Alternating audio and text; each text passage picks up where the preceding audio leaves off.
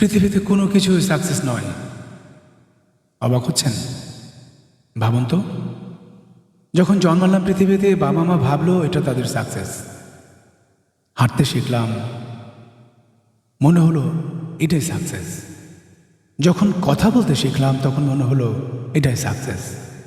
ভুল ভাঙলো, এবার স্কুলে গেলাম, শিখলাম ফার্স্ট হওয়াটা সাকসেস। এরপরে বুঝলাম মাধ্যমিকে A+ পাওয়াটা সাকসেস।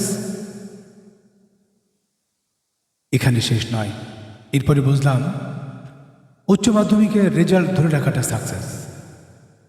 তারপরে বুঝলাম ভালো সাবজেক্ট নিয়ে ইউনিভার্সিটিতে চান্স পাওয়াটা সাকসেস।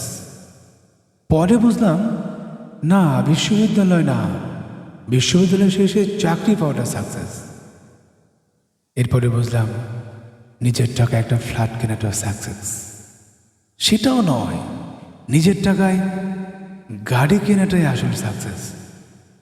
এবার ভুল ভাঙল, এবার দেখলাম না, বিয়ে করে সংসার করাটা সাকসেস।